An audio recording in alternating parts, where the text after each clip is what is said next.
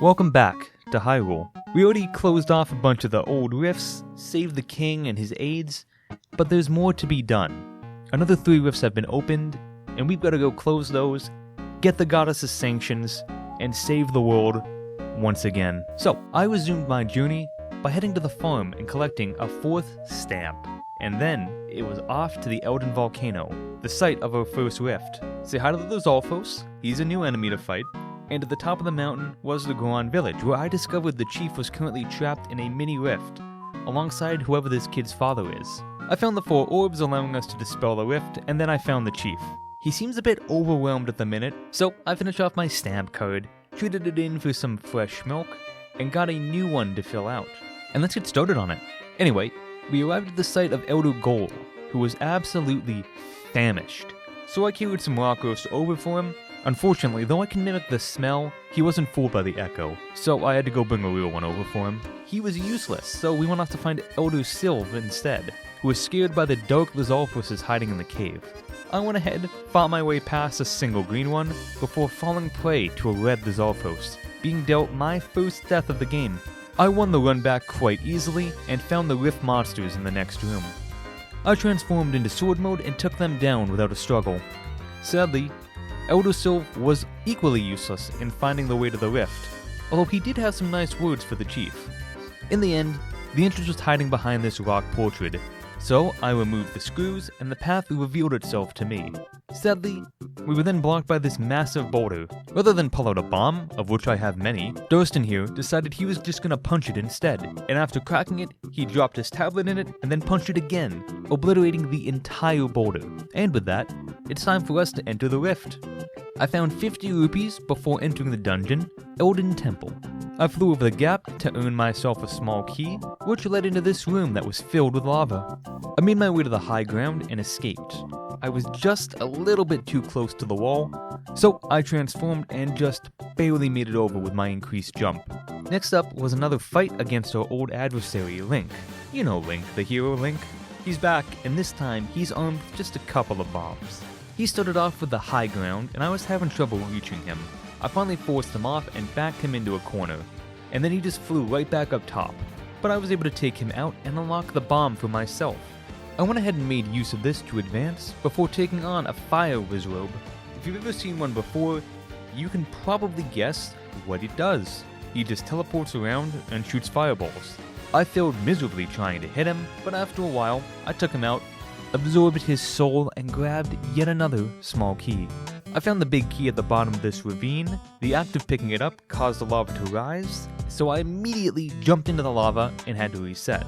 I climbed better next try and almost escaped until a fire keist knocked me down. I then decided to do this the easy way, and I just water blocked to safety. Oh boy, and now we're on to my magnum opus. You would lose all respect for me if I showed you the full footage of what's about to happen. Now, the first part was easy. Just drop the rocks on the spout and keep moving on. But this is where the struggle occurred.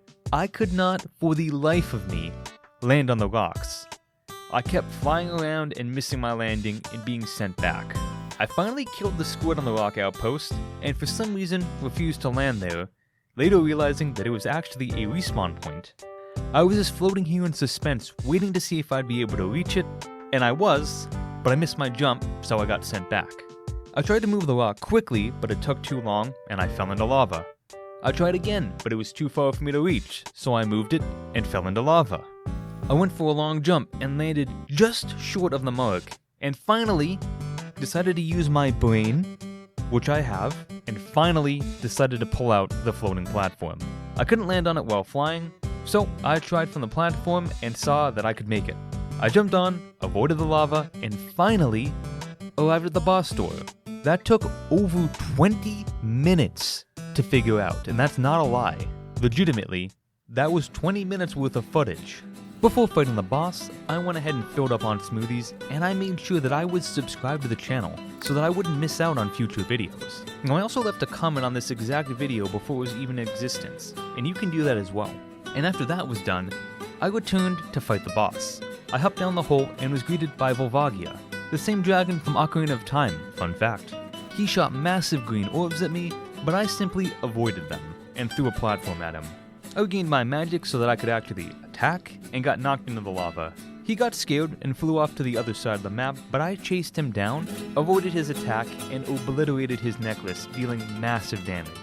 He ran for his life, making sure to stay away from any land, but I have a bow, so I pulled that out and realized that my aim drastically needs some work.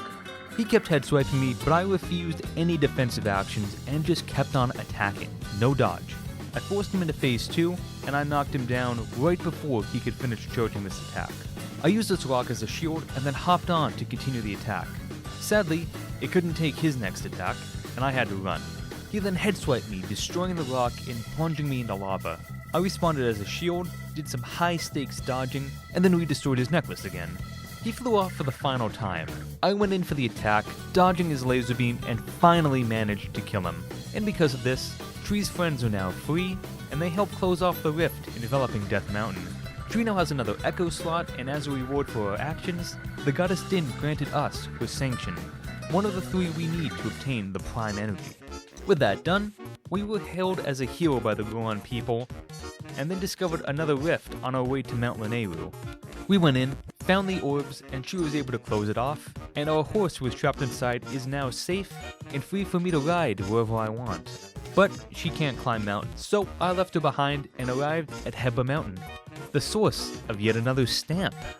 We woke up Conde here, who so graciously invited us to his house to wait out the snowstorm. It's a nice place, don't get me wrong, but luckily the storm didn't last that long, so we continued our climb, and saw Conde trying to bury a rift on the way. He wasn't making much headway, so we decided to solve it for ourselves. As per usual, we need to find Tree's trapped friends, 5 this time, and we earned a level up for Tree, and cleared up the room for Conde, who was just so delighted. And with him gone, we can continue on to our journey. I once again used my beds to reach the max height, so I swam over. I then had my Wizrobe fight for me while I hid in fear. And with them dead, it's back to the climb, and other than these snowballs, it's a lovely day for it. Because we're almost to the top. I saw Stamp Man standing here and realized that my next stamp was buried inside a rift, unwilling to accept this. I hopped in, traversed the lengths of the rift, and repaired it, allowing us to get another stamp on the code. And right when we got to the top, we saw this guy attack Conde. He was so sad since he thought it was his brother, and he wanted some time alone. And I feel bad for the guy. I mean, just look at him pouting over there. It's so sad. It's so sad to see. But we have a job to do. So let's get in the rift and get to work. I learned how to create a cloud, which is dope. And then I entered the temple. After playing around with the fan, I earned some rock salt and carried this fire orb over to its pedestal, enabling the fan to heat up the room. I avoided the cool draft and lit up this room as well. I was having trouble getting to the locked door though. I tried boxes and stones and boulders and tables, but nothing was working. Beds didn't work because I couldn't get around the torch. I got knocked back when I tried to swim. Boulders just sink boxes since they're too heavy. I finally got closer with a box and all stones, but it didn't work, so I kept on theory crafting and was able to lift a rock up on the ledge, blocking the vent even at the cost of my life. I hopped up and finally moved on. Not sure if that's how you're supposed to do it, but whatever. I needed to bring this orb up without letting it get hit. Nothing a little patience and a lot of water can't solve though. And now the ice wall's gone and we can keep moving. These 2 buttons need to be hit at the exact same time. It took a few tries, but I got it, alongside a key for my troubles. And that key led me to a mini-boss. Us versus this giant blob monster. Now I tried some conventional attacks, none of which worked. And you've probably already realized the trick to this fight and are yelling at your phone in anger. If not, I'll reveal the secret for you. He needs to be frozen before he'll take any damage. After that, you're free to damage him all you'd like, but all it does is break him into a slightly smaller version of himself. If you repeat the same strategy, it knocks him into an even slightly smaller version of himself. By doing this again, he'll split into, can you guess? An even slightly smaller version of himself, at which point you can finally kill him. I finished off the small one and then took out the medium-sized one. After that, it was back to the other big guy. With another half of him dead, it's just one medium slime left, and now it's just one tiny slime left, who is now officially dead, and that means we're free to move on to the big key. Can't get it yet though. First, I need to move on, but to do this, I need the room frozen, which can be done quite easily. And now we're good to go. I just need to hit both buttons together, but I was a little too slow. I got it next try, and that meant it was time for another fight. I wasn't expecting him to be so strong, and I received my second game over. I made sure to have plenty of hearts this time, and slowly bombed him to death, allowing me to earn the White Wolfus Echo. When the ice pillar is clear, I can press the button. Unfortunately, the snowball just broke in the water, so I refroze the room and watched it slide right onto the button, dropping the gate in front of the chest and allowing me to get the key. I made some smoothies, upgraded my sword, and then made my way into the boss chamber. The boss turned out to be Kande's brother, who, as you probably already guessed, is just a Void Echo. He was mean to Kande though, so it's time to kill him. Scorchill. I put out my Fire Wizard to deal with his ice helmet. He destroyed the ice spikes, making him vulnerable to my attacks. I knocked him into the next phase right as I was about to get hit, and he went fire mode. So I swapped to the Ice Wizard instead, and the fight went the exact same way. 3 hits to the helmet, and then I get to attack. And we just stood there eating damage like the brick wall Zelda is. But with his fire helmet destroyed, he just pulled out another ice helmet, and we repeated the same sequence again. He swapped to fire later on, but there wasn't really anything he could do, and my Ice Wizard got the last hit on him, freeing all of Tree's friends, allowing them to dispel the rift encompassing Holy Mount Lanayru and earning us yet another sanction, this time from the goddess Nayru. She was nice enough to tell us a bit about her enemy Null, who wants to return the world to nothingness. And with just 1 sanction left, we headed back to the main world and said hi to Kande. We told him about the Echo, and he was glad to know that that wasn't actually his brother. And just look at this happy Yeti, he's such a good friend. But it's time to leave, so let's head off to Farron. But that journey will have to wait, because that's all for today. Thanks for watching. I hope you enjoyed. Like, comment, subscribe if you did. Let me know what game you want to see me play next. And most importantly, have a great rest of your day. Bye.